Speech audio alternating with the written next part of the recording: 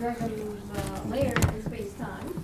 And Nathan is Digital Project Manager at the Detroit Historical Society and also organizer of Network Detroit Digital Humanity Conference.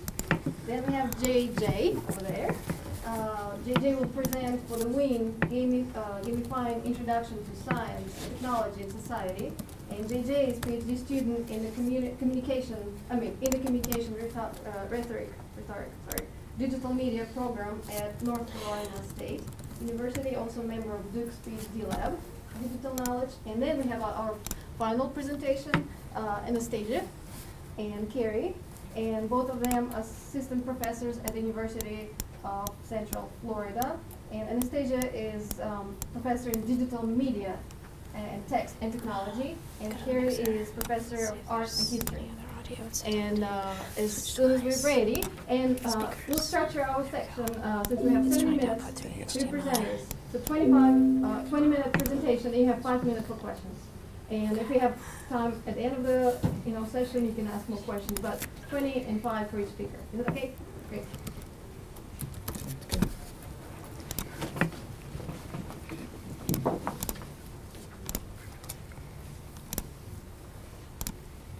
You can ask questions now.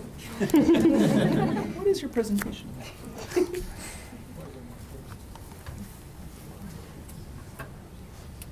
Let's have a game contest. Are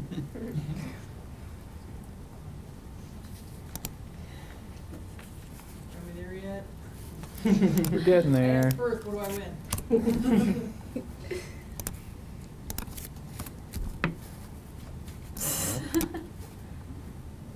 Doesn't like it. And by the way, Nathan, historian of play, games, and drama. So if you have any questions about those and how they connected, please ask questions. Well, can we just get working again, or are we just completely internet lesson in this room? No, we'll get there. We're gonna give it one more shot. We're, clearly a technology panel. Anybody wants water, coffee? Is this the one we're live streaming too? Yes. Yeah, it is. Yes, it is. The guest one is working. Had good Wi-Fi, but I don't know. I don't know that there's a joke with that. Yeah. There we go. See if it's changed. All right, we're on. Hopefully it sticks. There you go. Hop in. I'm gonna sit over there so I can control it, actually. You want to switch spots? Sure.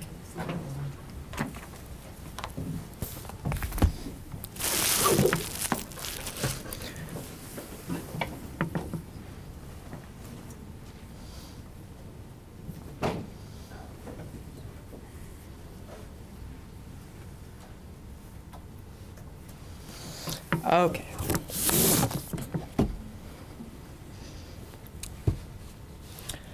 On the evenings my wife is busy grading papers, I like to curl up with a book.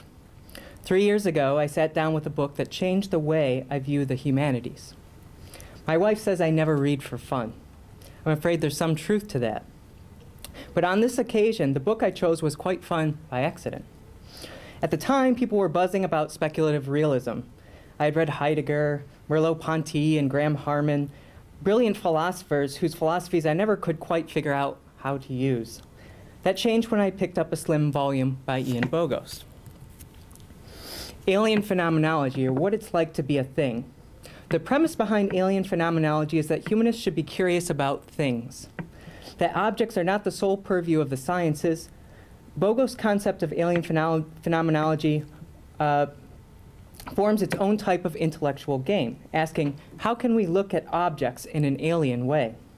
The alien phenomenologist asks strange, speculative, non-human questions. What is it like to be a computer? Or a bat? Or if you're weird like me, a bat. What does it mean to be not human? Understandably, some humanists find such questions frightening.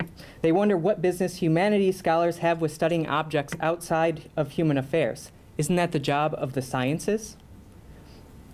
Well, yes and no. One of the central tenets of alien phenomenology and the speculative realist philosophical camp generally is that even the lowliest of objects exceeds any human, let alone disciplinary, explanation. Scientists can describe a written letter, decomposing it into its material constituents, ink, cellulose, atoms, and electrons. Humanists can also describe the same letter, analyzing its social relevance and political importance. But neither perspective exhausts what a letter is or does, nor can the study of the letter be neatly separated into scientific and humanistic spheres. A historian interested in the social relevance of a letter might need to understand the scientific makeup of its ink, say determine when it was written or by whom. If we want to understand what the letter really is, we need a combination of expertise, both about the history of the supposed writer and the chemical makeup of the ink in 19th century Indonesia. What invigorated me about alien phenomenology is the way it encourages humanities scholars to engage with objects in new ways. Bogos exhorts us not just to write about objects, but to consider trying to capture them in ways that language cannot. Alien phenomenology made me wonder, how can I show what it is like to be a game? Today I want to show you 3 games. Even if you've seen them before, I can promise you've never seen them like this. I chose these games because each has something unique to teach us about what games are. Each suggests that the boundaries between games may be more permeable than we sometimes consider. The lead title of my talk is Games Have No Medium, and I think this is something which separates game studies from other traditional arts. Many games use media to affect, but we cannot point to a specific medium which all games use. So the first game will be Bally Spacetime from 1972. In 1972, before video games swept over arcades, Bally built a 4-player pinball game called Spacetime. Bally produced 5,000 copies of the game, and it was a moderate success, even being featured on the television show Happy Days. The game's primary attraction was a central bonus tunnel called the Time Tunnel. The tunnel featured strobing lights, which stopped when the pinball passed over the rollover switch.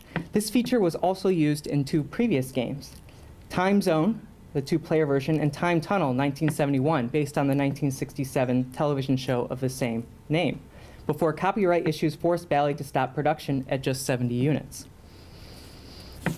I hope everyone's curiously looking at the screen. Spacetime's backglass and playfield art are representative of America's mid-century fascination with space travel. The same year Spacetime was released, the final Apollo mission landed on the moon, the last time a human entered into space beyond a low Earth orbit. In the late 1970s, at the same time video games entered the picture, pinball machines began using solid-state electronics. The logic of electromechanical relays was replaced with circuit boards. The most notable difference for pinball players was a change from mechanical reel scoring to digital displays.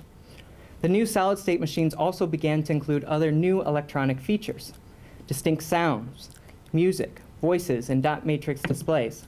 While these changes were immediately evident for players, few of them were also privy to the dramatic changes which were happening under the playfield. Long tangles of wires, banks of mechanical relays, score motors, and steppers were replaced by printed circuit boards.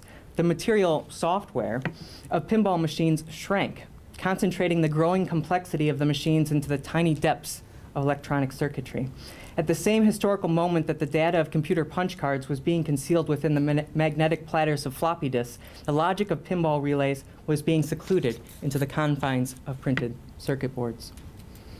Of course, outside of the privileged eyes of a few route operators, few pinball players saw the material difference. The visible material shift from electromechanical to solid-state machines, arguably the most important historical transition in the game's history, remained largely hidden within the confines of each game's arcane interior. As an earlier electromechanical machine, Spacetime presents a unique advantage for what Bogos calls visual ontography, because it is from the age of electromechanical pinball. The functioning of nearly every mechanism in Spacetime is visible the moment one lifts the playfield. What may seem at first like a daunting complex of moving parts actually relies on a few relatively simple principles: relays, coils, and switches. Switches trigger relays, which control other switches, and fire coils, which are responsible for mechanical movements like pop bumpers, kick-out holes, slingshots, and flippers. It's one thing, however, to see the mechanisms, quite another to see them perform. When the Fonz was busy playing Spacetime, what was the game up to? And I wish I had the sound on here so you could see what this, you could hear the noises this thing makes. I wanted to know, I put a camera in the machine so I could see what it was doing inside, but I couldn't see what I wanted, so I put in another, and another, and another, and another, and one more. I wanted to see the coin drop inside the machine, to see where humans could never be. I didn't want to know how it worked. I had saved the machine from being dumped, slowly restoring it over the period of a year. I knew how it worked. I may sound like a hippie when I say it, but I wanted to connect with space-time. I wanted to see its processual rhythms in action, to reveal the game's material software through the basic temporal synchronicities of its mechanisms. These temporal synchronicities, which Bogos refers to as the infinity of the meanwhile, can only be loosely described by written discourse. To get at them, we must attend to the unique temporal flows of machinery, what Wolfgang Ernst calls Eigenzeit. There's Ernst. When it comes to describing media and time, this aporia becomes crucial because one can no longer simply subject media processes to a literary narrative without fundamentally misreading and misrepresenting their Eigenzeit, or their time. Historical media narratives take place in imaginary time. Storage technologies, on the other hand, take place in symbolic temporal order. And the contingent can now be dealt with by stochastic mathematics as implemented in real-time computing. The ontograph of spacetime takes us beyond imaginary time, aligns the viewer with the game's spatio-temporal rhythm. The real power of alien phenomenology lies in the pedagogical difference between demonstration and narration, practice and theory, building and designing. Ontography shows rather than tells. Spacetime brings the electrical and the mechanical together, melds them into something performative, closer to a song than a story. A song has a meter and a rhythm. If showing seems difficult in the humanities, perhaps it is because we have spent so much time polishing our abilities to tell. We tend to be more comfortable grappling with language, say close reading a sonnet, than the performative movements of oral poetry or the mechanisms of theater machinery. The numerical demonstrations of the digital humanities are just one form of antidote, but so many of the things we must now scrutinize do not fit the mold. The world of things, including games, are not just digital. Game 2. In 1983, Cinematronics created an arcade sensation with Dragon's Lair. The game grossed over $32 million by February of 1984 and remains one of the most successful video games of all time, having been ported or remade more than 60 times for different consoles, PCs, and disc players. After 3 decades, the game continues to be ported to modern hardware, including the Wii, Xbox 360, PS3, Android, and iOS. I wonder if there are any for the new consoles. I guess I need to update this. While the plot of Dragon's Lair is arguably prosaic, knight rescues princess from dragon, the game became an instant classic in 1983 due to its detailed hand-drawn imagery created by animator Don Bluth. In the 1960s and 70s, Bluth worked as an animator for Disney on classic films, such as 101 Dalmatians, The Fox and the Hound, Sleeping Beauty, Robin Hood, and The Sword in the Stone. In 1979, disenchanted with the way films were being made, he left the company with fellow animators Gary Goldman and John Pomeroy to found a competing company known as Don Bluth Productions. As an animator and producer, Bluth continued to make animated films, such as The Secret of Nim, An American Tale, The Land Before Time, All Dogs Go to Heaven, and Anastasia. Considering Dragon's Lair was hand-painted by Bluth, it is not just an important part of video game history, but an important part of film history as well. The hand-drawn imagery of Dragon's Lair allowed the game to have stunning visuals, akin to an animated film. On the other hand, the gameplay was fairly limited, consisting of a series of timed reactions. At key moments in the animation, the player was given a clue in the form of a sound and a flash, which suggested the appropriate input to advance the game. An incorrect or slow response would cost the player a life. Despite limitations in gameplay, the visual splendor of Dragon's Lair was unlike any other game at the time. Here's some games to compare with. Dragon's Lair looks a little bit different when you view it in 1983 terms. The player's button presses were interpreted in a digital fashion by a Z80 processor.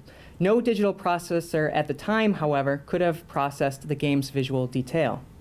The feat was accomplished through the use of laserdisc media, a large optical disc similar in appearance to a CD, yet closer in size to a vinyl LP. Y'all remember these? While Laserdiscs are ostensibly large CDs, they contain video signals encoded in an analog form. Dragon's Lair was a success in 1983 because it was digitally and analogically executed at the same time. On a CD, the information is marked out by pits and lands. A pit, like the name suggests, is a physical indentation in the disk's substrate. Those areas without pits are considered lands. The data stream is inscribed on the disk in a spiral-shaped pattern, like an LP record. The length of each pit is interpreted in a discrete fashion. The read laser interprets one of 9 possible lengths, each one corresponding to a specific digital string. Laserdiscs also use pits, but they are not interpreted as discrete lengths. Instead, the pits and lands mark out a clipped pulse modulation wave, formed from the composite video signal and 2 audio signals. The length of each pit represents the video portion of the signal, while the length of each land represents the audio. Depending on the encoding, a laser disc could hold roughly 30 to 60 minutes per side. The footage for the entire game is less than 22 minutes long. When I decided I wanted to capture Dragon's Lair, I knew I had to show something about it that its rabid fans had not already exposed. Not something easy to do. I had to show its analog nature in a way that had never been done before. My initial attempts to see the disk surface with an electron microscope were unsuccessful, but after some trial and error, I was able to view the disk with a laser microscope. So the image that I just showed you, this is from an electron microscope. That's a CD. And here's what I was able to generate. I don't know if you can see from there, but we've got lots of little smaller dots. Using a confocal scanning microscope, essentially a laser microscope, I was able to create the image of the surface of Dragon's Lair you see before you. As far as I've been able to discover, this is the only existing image of a laserdisc of its kind. The scientists who helped me along the way were interested in what I was doing, but admitted it was definitely not the kind of thing that they do. The laser image of the surface of Dragon's Lair shows that video games need not be digital. Indeed, video games are often constituted by the non-digital. It almost goes without saying that software is essentially digital. Electronics have become synonymous with the digital. The word analog today has arguably become a form of negation. The analog is merely that which is not digital. Yet Jonathan Stern, professor of art and communications, disagrees with the familiar view. Here's Jonathan Stern. If analog refers both to things that come into contact with digital technology, probably to be transduced by it, and things outside the domain of digital technology that do not come into contact with it, the term expands to cover the whole of reality. This is a problem, inasmuch as it conflates a specific technological condition or operation with reality itself. Stern goes on to say that reality is just as analog as it is digital, and conversely, that it is just as not digital as it is not analog. Some things to think about. What might this mean for our study of games, video or otherwise? Last game. What is it like to be Tetris? And specifically, I'm talking about Nintendo Tetris, 1989. The history of Tetris, the most commercially successful video game of all time, is full of intrigue, international conflicts between communism and capitalism, corporate espionage between Atari and Nintendo, and a great tale of personal redemption. Here's a sliver of the story. In 1987, the head of Atari Games, Hide Nakajima, met with Nintendo's president, Minoru Arakawa, and vice president, Howard Lincoln, to discuss the possibility of porting Atari arcade games to the Nintendo Entertainment System under the Tengen brand. Arakawa and Lincoln were able to successfully convince Nakajima to accept a highly restrictive license in order to get Atari's games on the NES. What Arakawa and Lincoln did not realize was that Nakajima and a team of analysts at Atari Games were already working on a way to double-cross them. Since at least 1986, analysts at Atari Games had been attempting to crack the software protection on Nintendo's cartridges. If they succeeded, they would be able to produce their own games for the NES regardless of the license Nakajima had signed. The copy protection circuit was stored on a special microchip, the checking integrated circuit. Here's the original patent. Atari hackers focused their energies on discovering how the program worked by monitoring the signals it was sending. When that failed, they tried a new approach. If they could not make sense of the signal coming out of the chip, perhaps they could examine the CIC chip itself to see the actual program.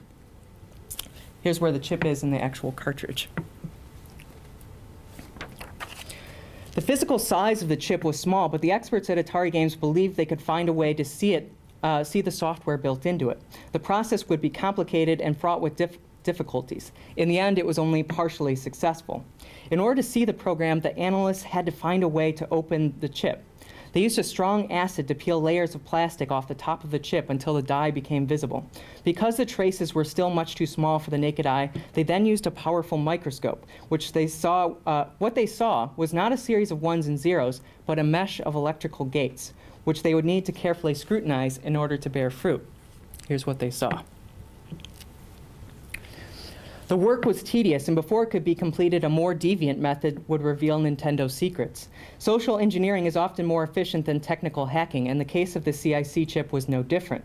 In 1988, an Atari Games attorney signed a false affidavit to the Copyright Office stating they needed a copy of the copy protection of code for a pending court case with Nintendo.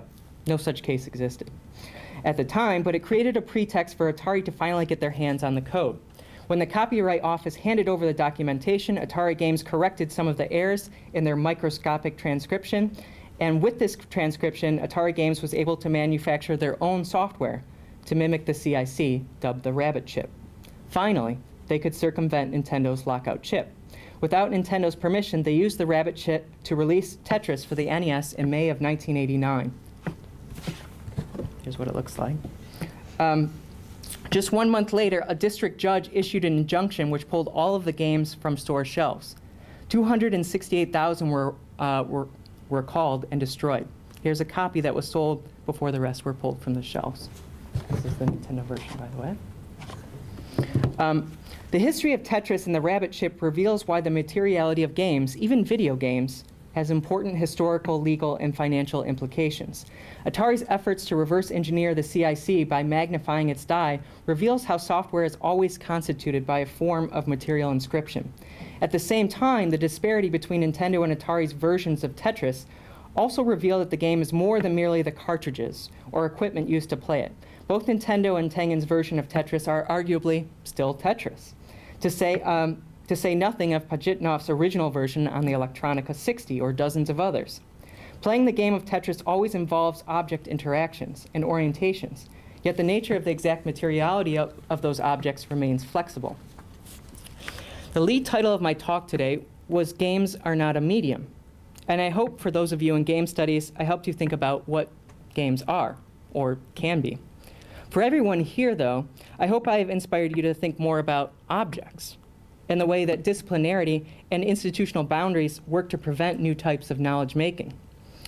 This morning, Scott Weingart encouraged us to work across disciplinary boundaries. The hardest parts of any DH project are social, not technical, at least in my experience. We don't all need to be doing big data to make an impact. All it takes is a will. Start small, make new friends, and follow the things that interest you, farther than anyone else has dared to. Thanks.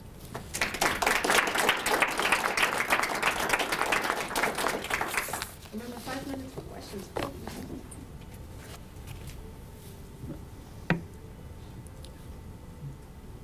Sure. Okay, so with the, was there any fallout from,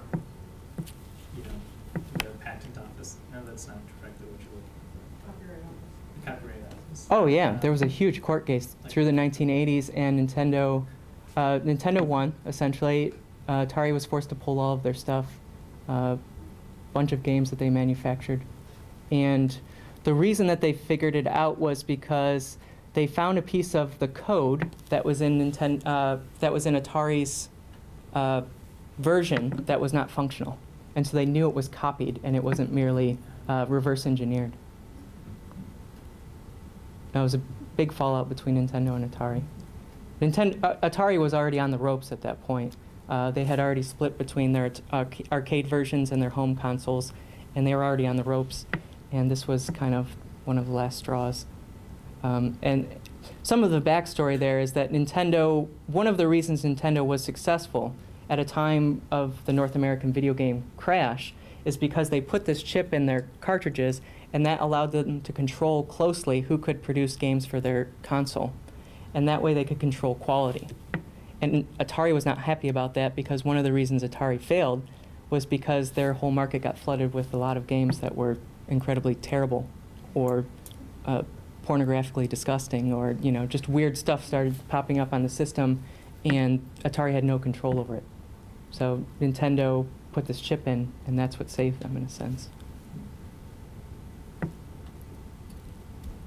Yeah. Just a I guess archival question. Sure. How were you able to find a copy of Tetris that was not Nintendo's version of Tetris? I mean, This? did you get, like, phenomenally lucky, or? A lot of Craigslist. No, I'm a collector. I collect Nintendo games.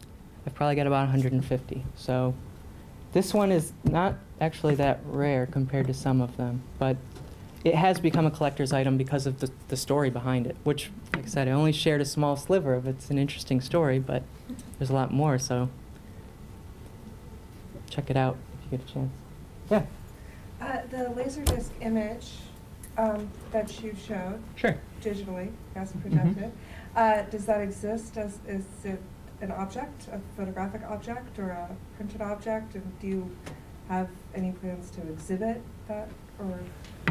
Maybe it'll go into a book one day. This is out of a chapter of my dissertation, and so maybe it'll go into a book. Maybe I'll explore something for online publishing. And does it just exist digitally? Only image? digital, yeah.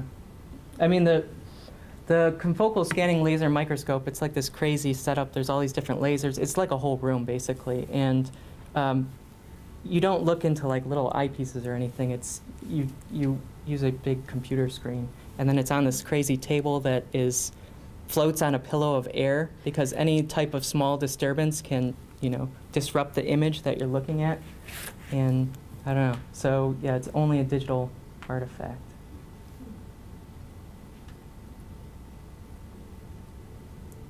Sure. I was really interested in your challenging of the sort of analog-digital.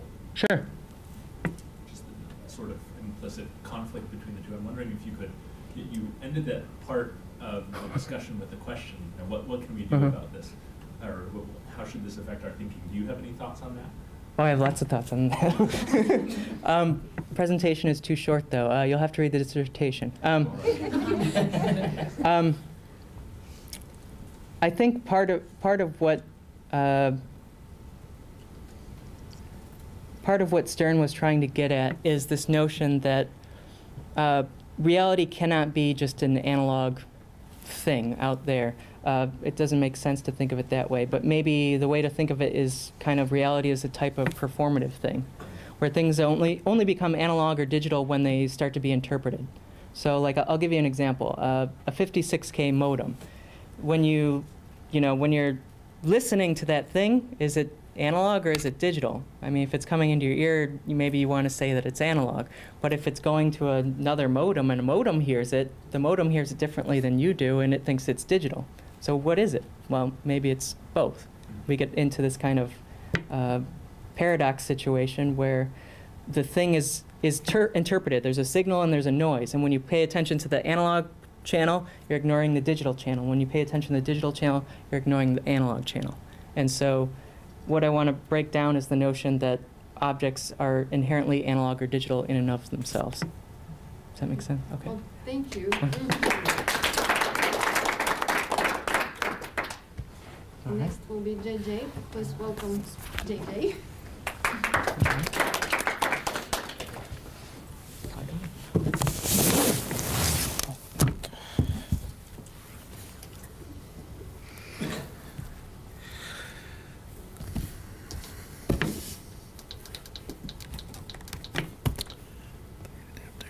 That's not the right adapter. I can pull it up in here. Oh. You need it. You got a lightning over here. That'll work. And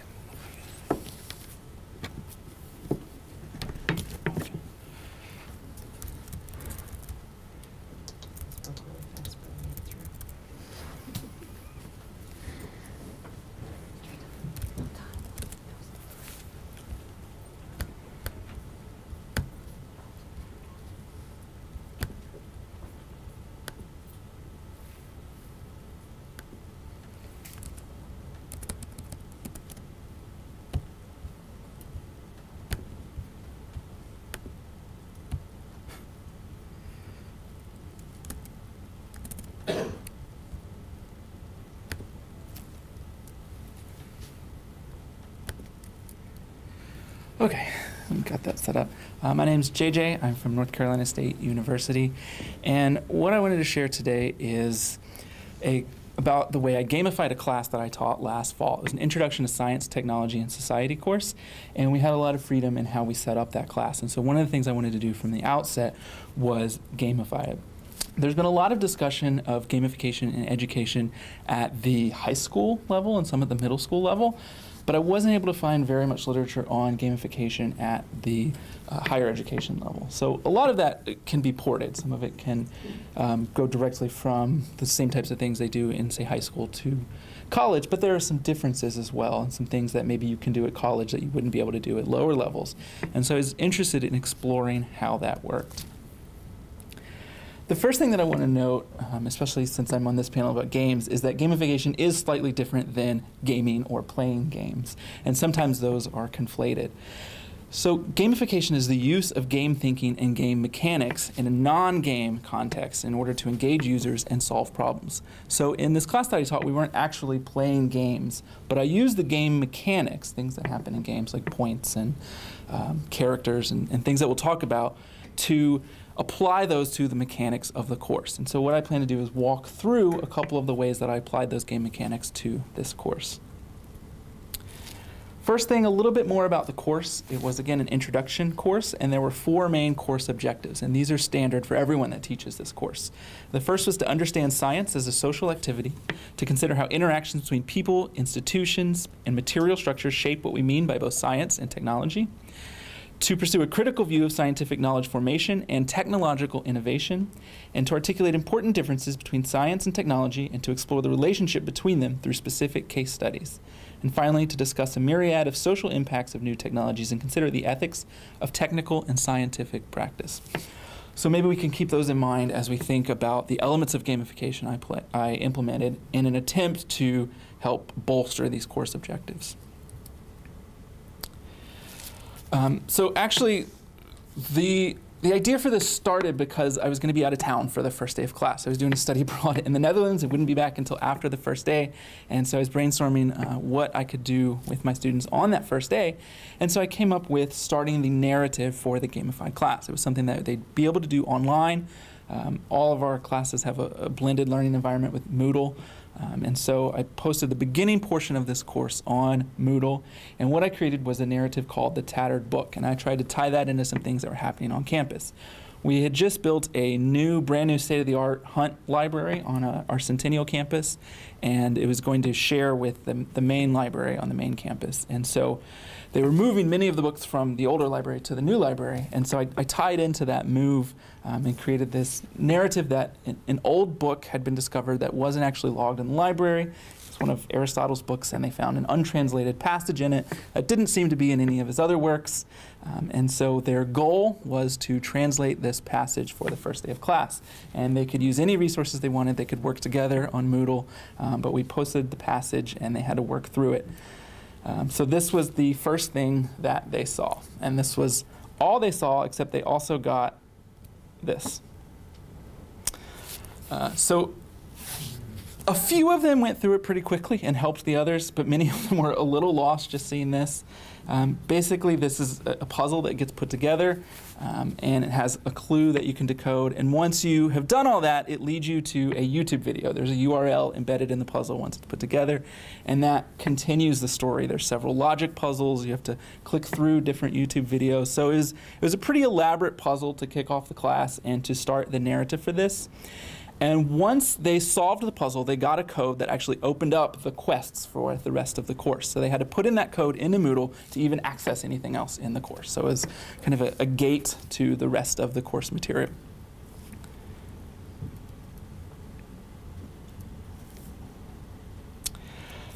So some of the other game mechanics that were included. Let's start with the leaderboard. This proved to be one of the more effective game components that was included. What I had them do was create an alias with any type of avatar that they wanted, and this was posted on only our Moodle. So everybody in the class could see it, but no one outside of the class could see it. When I first started trying to think how to do this, of course there was a FERPA concern, right? How could I make sure it wasn't sharing any particular person's grade information? And actually a Twitter chat with a group that does gamification for high school solved this pretty easily. It was obvious once I saw it, but when I was trying to figure it out, it was a little hard. You just give them aliases that only they know. And of course the question is, well, couldn't they tell someone else who they are? And the answer is yes, of course they could, but they could also tell anyone else what their grade is if they chose to do that. But if they don't choose to do that, this is a fairly anonymous way to protect their grades. The other thing I'll point out, if you can see, this was at the end of the class in the top rankings. This course ended up graded on a scale of 0 to 1,000, with 1,000 points being an A+, and everyone on this view, which is somewhere just over 10 out of a class of 24, scored actually over 1,000 points, and ended up being the most A+s I've ever given out in about 10 years of teaching now. So I was very excited to see that, and I thought that was a good outcome of the gamification process, was that people actually did even more work than I think they normally would have in this class for the competitive nature of wanting to get to the top of the leaderboard. And there did seem to be, from week to week, this competition of what can I turn in this week to either make sure I rise in the ranks or stay at the top if they were there. So that worked in just the way we would hope gamification would, in motivating the students to participate in the week-to-week assignments and those bigger projects and quests that I'll talk about in a minute. Now, did you pick the names, or did they pick? That was completely up to them. So that was one of their first assignments, was to submit. Someone picked John Tukey? Yes. I'm surprised they know who that is. Okay. It was mostly engineers, Okay. if that makes a difference. He's the guy who invented the name software and hardware. Mm-hmm. Another game mechanic that I used was just the language of games. And this idea I actually got from my wife. She worked with college students who were at risk of flunking out. She got them in the last semester where if they didn't pull up their grades, they were going to be booted from the university. And one of the things that she really emphasized was the importance of language in dealing with anxiety. So particularly for this student population, but perhaps for all students, it could be generalized, things like tests and exams and assignments are words that just make us stress. Maybe you're just feeling stressed from hearing me saying them right now. No tests today, don't worry. She called all of her tests marshmallows, which is really silly, and it means nothing, but it relieved anxiety. All right, everybody, we're having our marshmallow today. Oh, great, that sounds wonderful, right? So similarly, with gamification, I used, instead of like assignments or finals or exams, I had quests, I had challenges, I had battles, I had combats, I had these types of things. So the main component was the quests, which I'll get into, and then different battles to tie into the readings. A little bit about the quests. My main quest was a critical making project to invent a new technology. And I actually adapted this from an assignment one of my previous cohort members that had already graduated had done in this class. His assignment, David Gruber, he had them only do like a patent application for new technology. But I pushed this to be a little more hands-on and to use some critical making tools. So they use things like 3D printing, microcontrollers, augmented reality, things like that to actually create the technologies that they were brainstorming. And I'm not going to go too in-depth on that, but if you are interested, I have a poster session this evening about the critical making aspect. But that's a little separate from the gamified part of this presentation. Right, so again, some of the language, the quest, battle, combat. A little closer look at how I did the points. It really didn't stray that far from a typical course that might do a 0 to 1,000 point scale. But instead of calling it grades and points, I called it XP for experience points, right? Again, that's part of that language.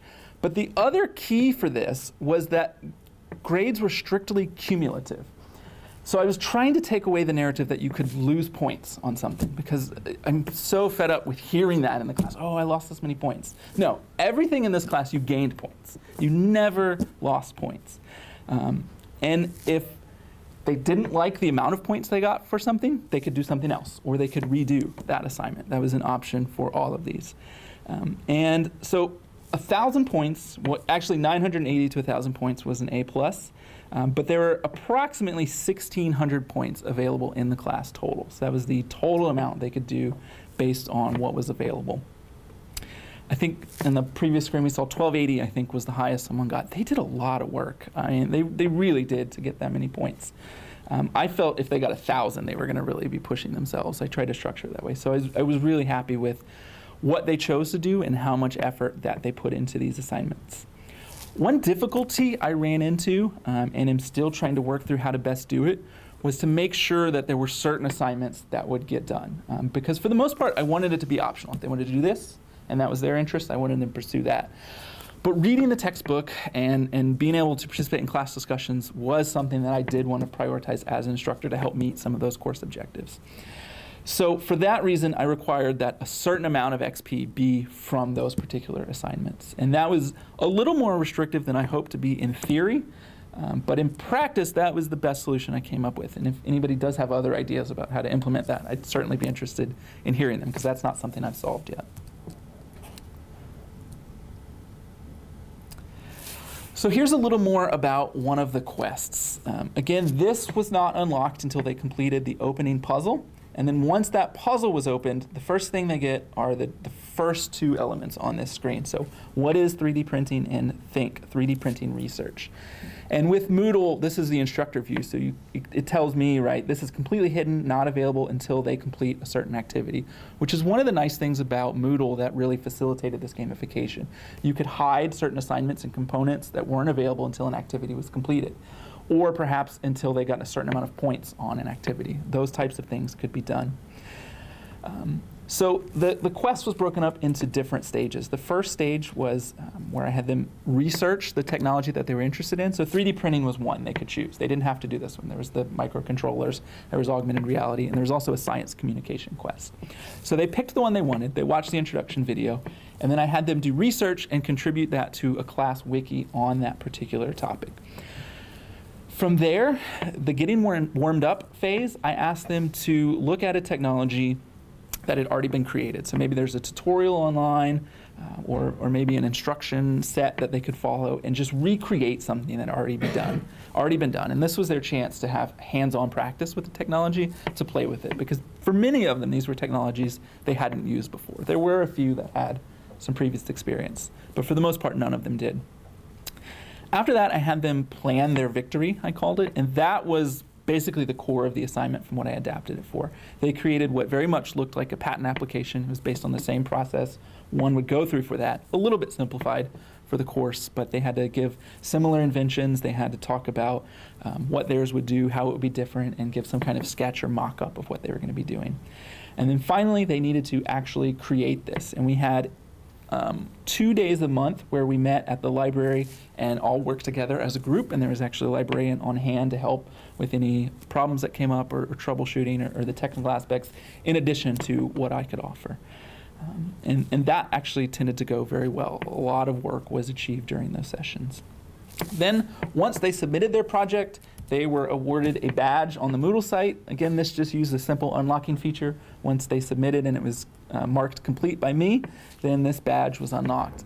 And this is a very simple use of badging, and I wasn't sure how it would go, but I actually saw some motivation generated from this. So for example, I only required that one group member submit their material, but almost all of the groups, every single group member submitted it so that they could earn that badge. They were excited for that badge. And this would actually be something that I would look into expanding on if I were to teach this course again like this. Moodle itself has some more advanced badging technology now. This wasn't available when I did this course. I also think it would be probably best to tie into some of the open source badging sites so that these could be ported beyond Moodle in the university even. So that is something I'd really be interested in expanding in that sense.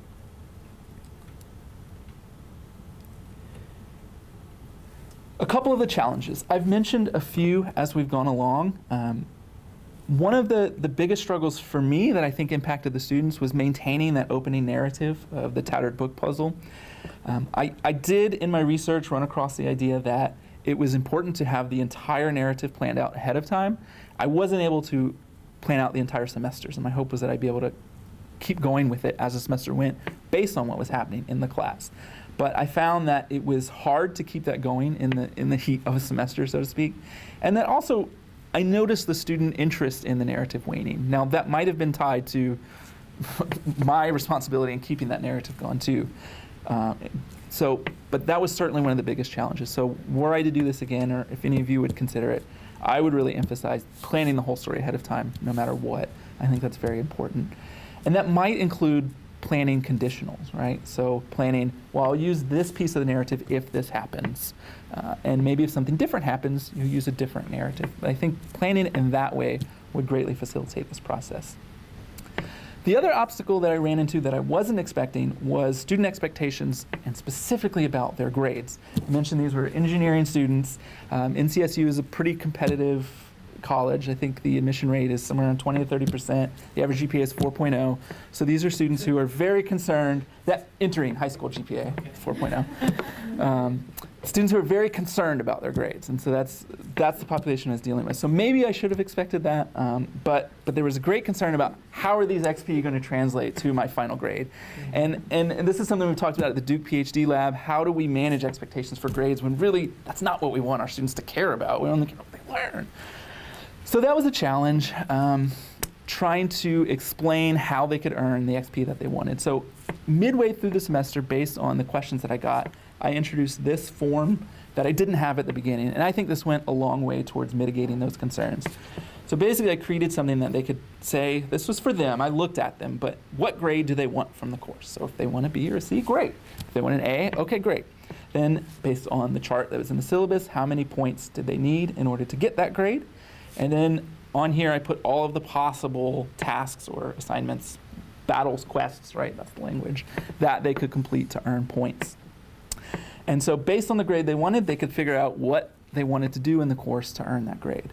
And the caveat was they don't necessarily get full points just for completing something, right? There is still points assigned like there would be on an assignment. So it was a little fuzzy, but this gave a lot better clarification of how they could get the grade that they needed for the course. Because ultimately we are still working within an institution that assigns grades and is important to them. So this was kind of the meeting them halfway on that aspect of it.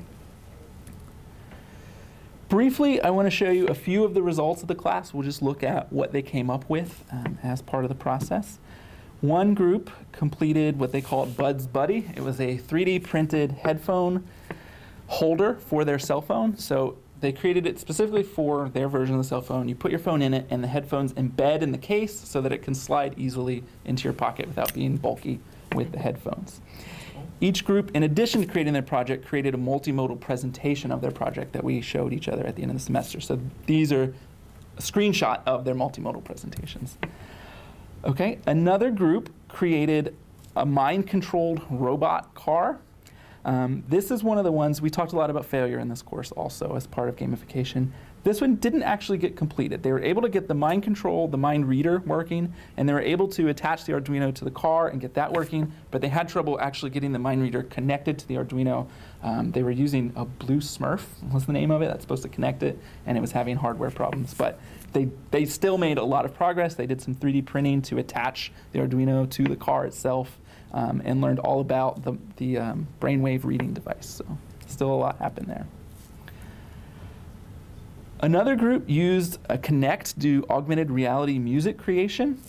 And so each square, when they moved, wherever they moved to, would create a different sound. And this was based on similar projects like this, but they used some MIDI software to be able to create this project. And the next one was a robotic hand. They planned to make an entire hand. You may have seen in the news some of the ones that are based on movement and for hands for prostheses. They wanted to create one that was ultimately Arduino controlled. They didn't complete the final hand, but they did get a working prototype of a 3D printed micro-controlled finger, and that finger worked. And so they were able to get that going by the end of the semester. Their biggest limitation was the quality of the 3D printers we had available on campus. We have pretty good ones, but there are better ones available that we didn't have access to. So that was one limitation there. Arguably the most complete and successful project was the Force Mouse. The idea here was to create a mouse that was not your traditional use on a surface or something like that. And they were especially thinking of people who travel a lot and are maybe on airplanes and need that space.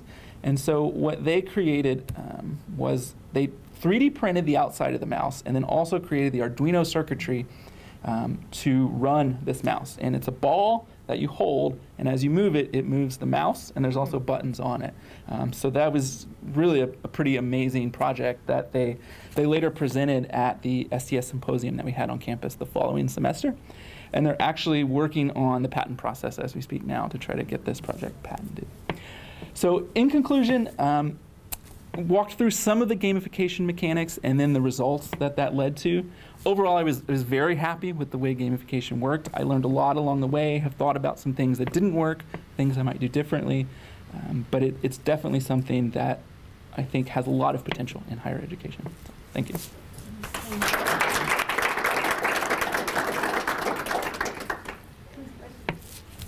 Yeah.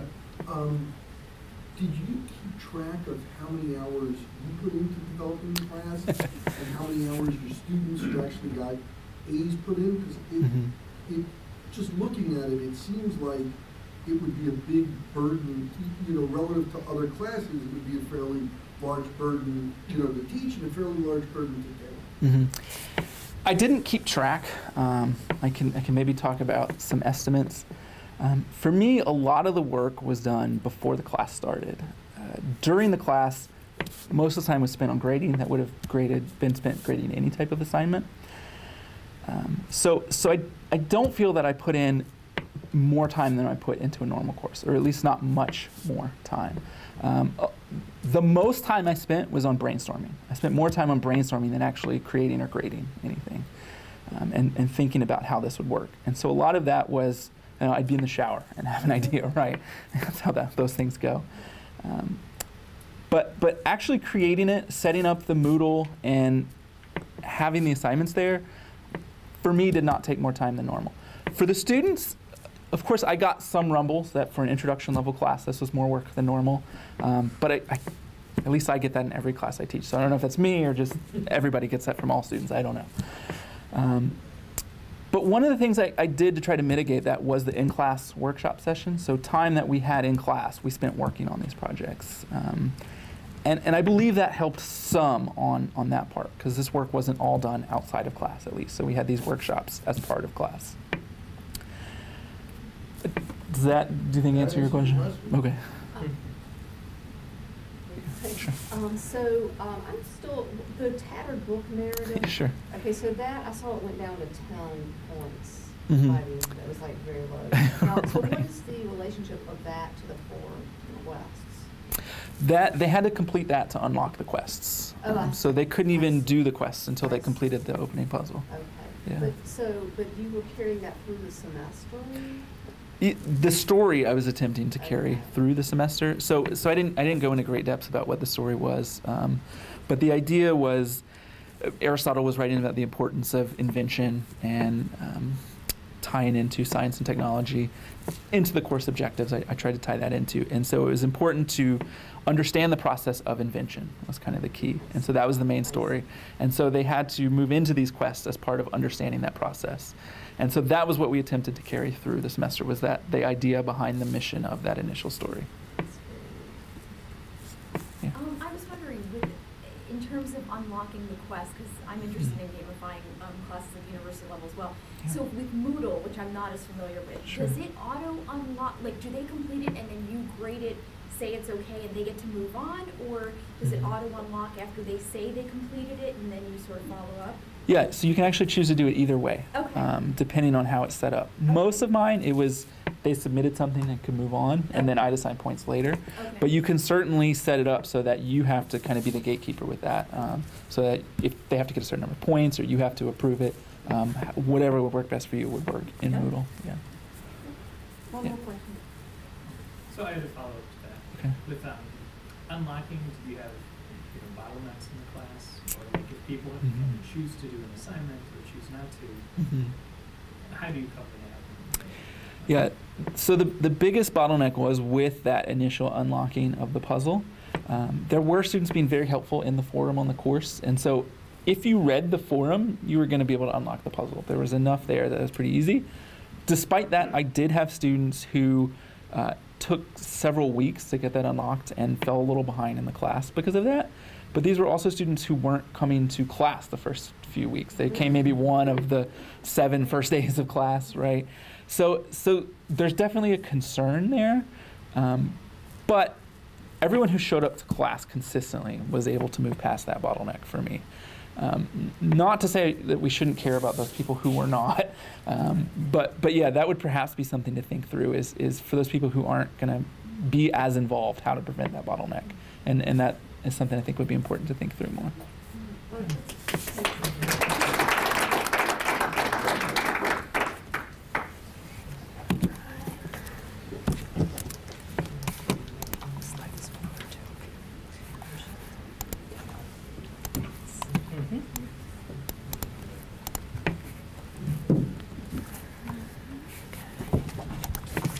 Just confirm we still have internet.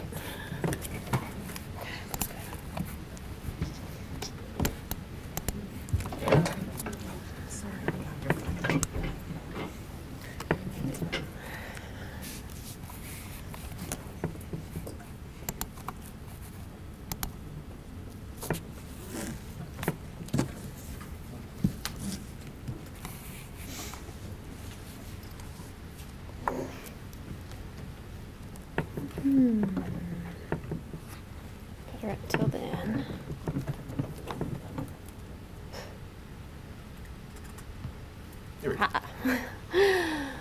All right. Hi, I'm Anastasia Salter. I'm Carrie Watson. And we're here today to talk to you about a collaborative project that we worked on as a game designer and an art historian, working on a kind of an adventure alternate reality game for Carrie's art history course on 20th century art. So we've already heard a lot about the idea of gamification and more broadly the idea of game-based learning, so I'm not going to kind of repeat much of that except to say that the idea of gamification when it first showed up attracted a lot of negative attention from game designers. You may have seen, for instance, Ian Bogost went on some very colorful rants. Darius Kazemi called it exploitation and suggested we were trying to kind of manipulate behavior, which we're kind of always trying to do with education. Gamification is perhaps more honest about it than usual. And of course, ultimately, one of the most valuable parts of this debate has been that gamification has drawn attention to the many ways in which education already resembles gaming, and the ways that educators are already asked to act as game designers when building a syllabus for a course and laying out these journeys for our students. So often this type of kind of educational gaming history has involved things that aren't particularly interesting as games from the point of view of game designers, but there are a range of kind of other genres and other possibilities that we can pull from in game design and think about as tools for our classrooms. And in particular, the genre that we were really inspired by in thinking about this game was the genre of the alternate reality games. Have any of you played any ARGs? Anyone? So the idea of an ARG is it's a game that invades the space that you're in. So it invades your social media. It shows up on websites, and it physically often involves clues that are hidden at certain locations or that require you to decode artifacts. And often these are used for really big commercial launches. So this genre comes from things like the Dark Knight Rising campaign, which was the Joker's to-do list, that he was getting lots of help with all of these various tasks that were supported through social media. At one point, they had a plane skywrite the Joker's phone number so that you could get the next clue, and you had to gather at the exact right place and time to get that phone number. So that's what ARGs look like with a budget. Educational ARGs tend to look a little less dramatic. This is one of the best known. This is from Jane McGonigal's team. It's called Evoke, and it was run as a simultaneous game where players came in to this narrative based on real challenges, and particularly world food and water supplies. And we're asked to complete quests to start to think about solving those problems. And the teams that came up with the best solutions actually got some real-world funding, so it transferred back into the real world. And this is a genre of games that I tend to build on a very small scale, often for location-based events. So these are some images from the games I've run at the That Camp Games conferences, which include everything from joining particular secret organizations to deciphering Morse code puzzles on the back of the conference t-shirt in order to solve a message that gets you to our URL. That sort of puzzle-based gameplay. So that's the sort of thing that we were thinking of when we took a look at Carrie's 20th century art course. And she's going to talk more about the course in a moment. But to give you a sense of some of the challenges we came to in the game, we've already talked about Moodle. We are in what I would call the even less friendly world of Canvas. This is UCF's web courses. And when you look at it, it just screams game and play, doesn't it? So we made the choice to try to work within the system for our first iteration of the shoestring budget, trying to pull together a prototype of this game. So we were dealing with the challenges of this platform. And we brought in a student game designer who developed the aesthetic identity that we distributed through physical artifacts and through web courses for the game Secret Societies of the Avant-Garde. And as this game progressed, students received messages from the initiator, that's his portrait there, that they'd been invited to join a secret society, but that they had to first prove that they understood and shared the values of this organization of very secretive artists and art historians before they could really be initiated. And these clues were distributed. Come on. I just tested you. You worked a second ago. And I lost the internet. All right.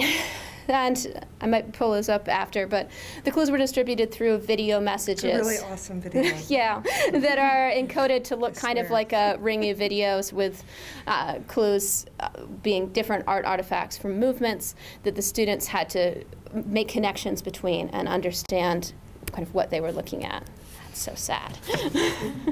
Okay, so the course was an upper level art history course. It is titled ARH 4450, 20th Century Art. I had 60 students.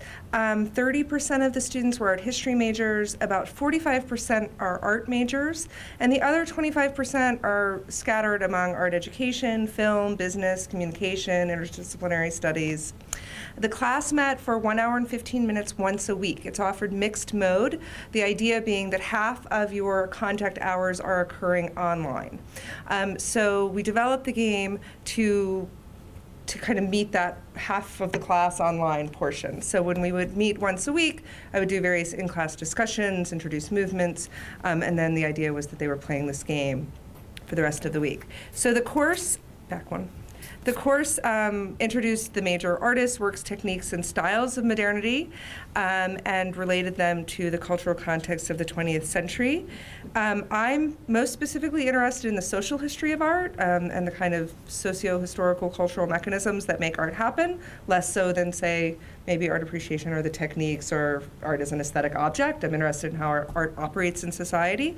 And the 20th century is marked by the plurality of styles and movements. So I also wanted to emphasize the dynamism of that and the number of movements of the 20th century, many of them occurring concurrently. So I didn't want to lecture in a linear fashion that would reinforce a teleological narrative that doesn't in fact exist.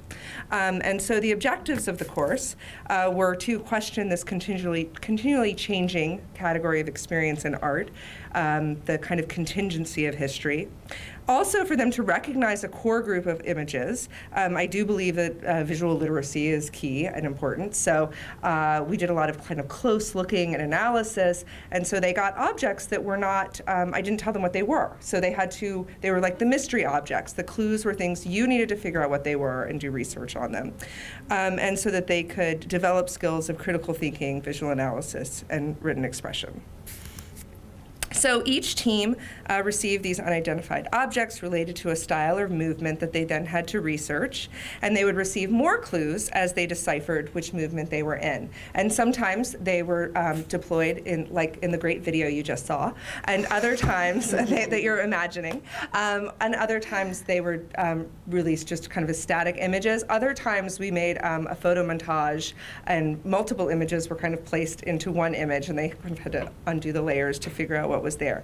So as an example, Team 6, no, go back. As an example, Team 6 had Futurism, Dada, Art Povera, Performance Art, and Feminist Art. And so you can see, I also, so essentially I divided the 20th century into 100 movements. There could be more, or Did I do the math right just then? Maybe not. 60. And 10 teams with 5 each. So you can go to the next slide now. Their final project was an online exhibition where teams had to curate an exhibition that incorporated the 5 movements. At each stage, so after that team got futurism, they had to write a paper on futurism. So they wrote these kind of 5 papers and then curated this final exhibition. This is Team 10's. Their movements were Cubo-futurism, Mexican muralism, Gutai, kinetic art, and activist art. And they appropriately called their exhibition Action, and their page was very good and interactive. The style, layout, and design of the page really reinforced their curatorial statement. So as you hovered over, this is a screenshot, but as you would hover over them, if you were to hover over the first one on the left, that actually went to a video of Theo Janssen's video of the kinetic art. If you were to hover over the one in the middle, you got this shot of the Gutai Red Cube performance, and then a label like you would have in a gallery underneath. So theirs kind of came in and out, which was great, and then they also included a lot of links to further information. So as you could see, click here for more information. This is just a screenshot, and even if it wasn't, it wouldn't work, so. Okay, and so let's see the next one, sorry. This was a more static page, but this team titled their exhibition Collective Descent, Constructing Change. They had the Stieglitz Circle, Harlem Renaissance, Abstract Expressionism, Photorealism, and Race and Identity.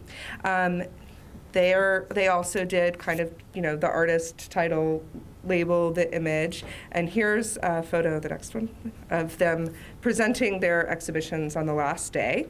Next one. And then finally, this was Team 8, Color and Form. They had Orphism, Suprematism, Color Field, Post-Minimalism, and Digital Art. Theirs was probably the most sophisticated page. They really created this kind of virtual gallery. It used parallax scrolling. You could click on the labels underneath and they came up so you could read them. And we voted in class and they won the best exhibition. So this one seemed to be very popular. Everyone really used a different platform and came up with kind of different exhibitions. So something that we've really been working on as a challenge in games-based learning since the beginning of games-based education is the problem of assessing the success of any of this deployment. And one of the kind of standard sayings of educational game designers is that any game can be an educational experience as long as it's properly debriefed. But of course, there's still lots of challenges when kind of constructing this type of pedagogy and deciding whether it's reaching a particular student base in the way that you expect. So our analysis tool was primarily a combination of both looking at the actual final outcomes and the quality of writing and close looking throughout the semester, as well as kind of a standard survey asking students to reflect on how they felt about the pedagogy of the course. And the results of this are somewhat interesting, in part because we were dealing with a population that included a lot of art historians. And if any art historians in the room before I attack art history pedagogy. So you might remember taking an art history course with some slides and a test with some slides and some names and identifying the slides. So that still happens. They've still got the slide decks in a lot of the other classrooms. So we were dealing with a population that included a fair number of people who strongly don't like playing games and who particularly really like lectures. Like, seriously enjoy their lectures and they enjoy their slide identification tests. And when asked to do something that's not one of those things, they don't even necessarily recognize it as learning. So we were talking about something that's particularly interesting to me because it's a much more hostile group than when I'm working with people over in a media studies or an English program or even a history program where they might have a slightly more flexible mindset. However, even with these kind of hostile initial reactions and aim assumptions, we did see some very positive feedback regarding the success, particularly of the clues in the act of kind of deciphering and working through the puzzle elements of the course on engagement. And we also saw some particularly interesting results in a section of this pedagogy that is not typically part of art history, and that's the actual inclusion of collaboration. So art history gets a reputation as kind of a solitary discipline, which is, I think, fairly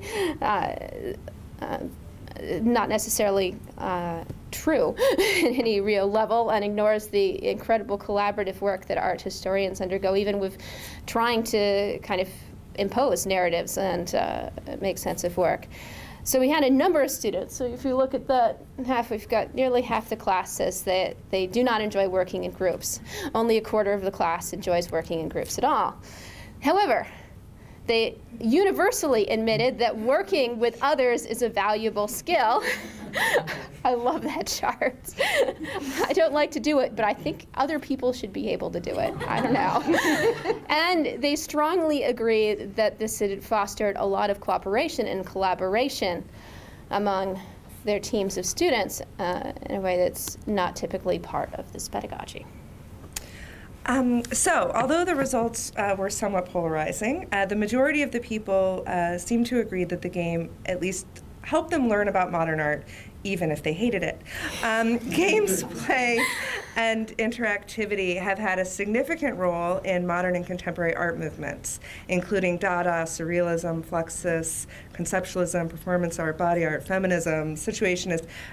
Working together, kind of play, this is a part of modern art. So one idea was that the course would model the prevailing interest of 20th century art. So that went with my first sentence, that it, where are we now? Uh-oh. We're losing the slide connection because technology is awesome. I was thinking about it. It's doing some source searching. We all should. Okay, so I'll just do this. Okay, so the game helped me learn and appreciate 20th century art. That was pretty good there. And because of the game format, I have a better understanding. So I was pleased with that. Okay, so from chess games to puzzles to happenings, artists of the 20th century have adopted and adapted the structures of play to challenge cultural mores and to investigate a range of themes, from identity in the body to time and space to science and spirituality. And I felt like their exhibitions picked up on those threads as they put them together. Artists have used play and participatory projects to challenge traditional media, to respond to political upheaval, and to instigate social change. The 20th century's most compelling artists blurred the boundaries between reality and hyperreality, between the personal and the societal, and between art and life. Despite the fact that numerous artists have incorporated play into their artistic practice, art history classes have largely ignored the potential of games to transform the classroom. This game, Secret Societies of the Avant-Garde, was designed to teach skills of close looking, critical analysis, and to model the development of the avant-garde during the 20th century. The hope was to create a transformative teaching and learning experience, and to foster interactive learning, and to model one of the most compelling artistic trends of the postmodern era. And in that, for at least some of the students, it seemed to be successful.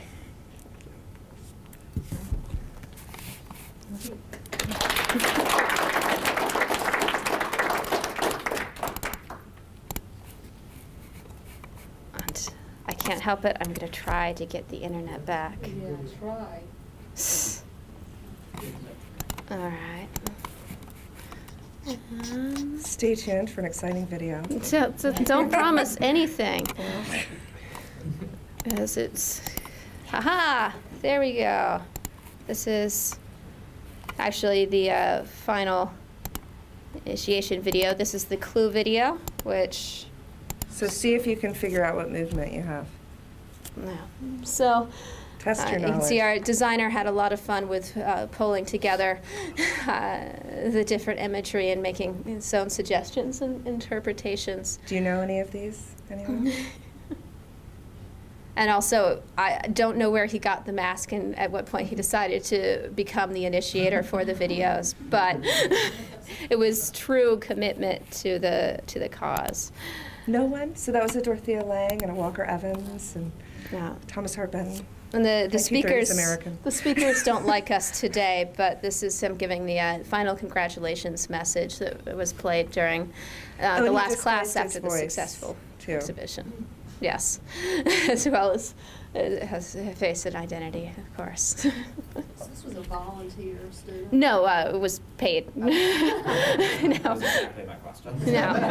No. We wrote a grant that supported the deployment. Yeah, and we had development. a little bit of internal funding and used it primarily for. He took a mask off. Yes, but then the video breaks up, so she never fully see his face. Yeah, it's as he's doing it, then it goes out, so you don't ever get to see him. You have to take the 200 level. Or the 500 level? You have to go to graduate school to Yes. find out who